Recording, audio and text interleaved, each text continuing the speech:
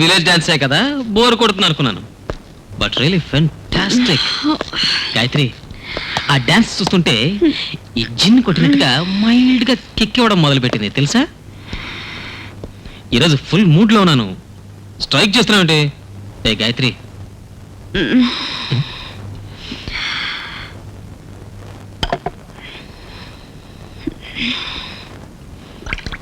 గాయత్రి గాయత్రి గాయత్రి,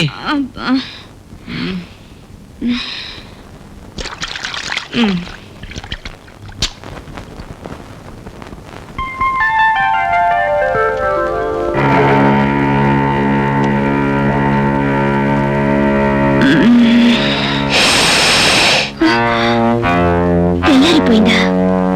ఏమిటిది? రాత్రి నేను ఎలా పడుకున్నాను?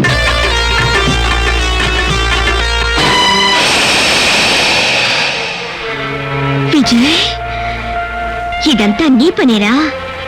తెలివిగా మారు వేషం వేసి నా ఇద్దరు చిత్త చేశావు. ఏమ్మా మహారాణి, ఏదో రాత్రంతా చాలా కష్టపడిపోయినట్టు ఇంత లేటుగా లేచావు. డార్లింగ్, అన్యాయంగా నన్ను మోసం చేశావు కదా. మోసపోయింది మీరు కాదు, నేనే. కంగారు పడకండి డార్లింగ్, ఈ రోజు నాగపౌర్ణమి, నా ఆశలన్నీ నెరవేరబోయే రోజు. ఈ రోజు మిమ్మల్ని వదిలిపెట్టను, మిమ్మల్ని సరాసరి స్వర్గానికి పంపించేస్తా.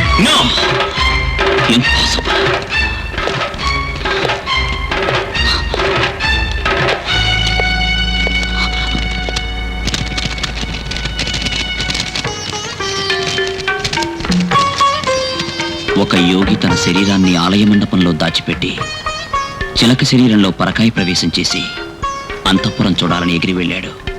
కానీ అది తెలియని పురప్రజలు మండపంలో ఉన్న అతని దేహాన్ని చూసి యోగి మరణించాడనుకుని అతని శరీరాన్ని దహనం చేశారు. అందుచేత యోగి మరల తన రూపాన్ని పొందే అవకాశం లేకుండా పోయింది. అయితే గుడిలో ఉన్న మగపాముని దహనం చేసేస్తే ఆడపాము ఏమీ చేయలేదు. రవి తప్పించుకుంటాడు.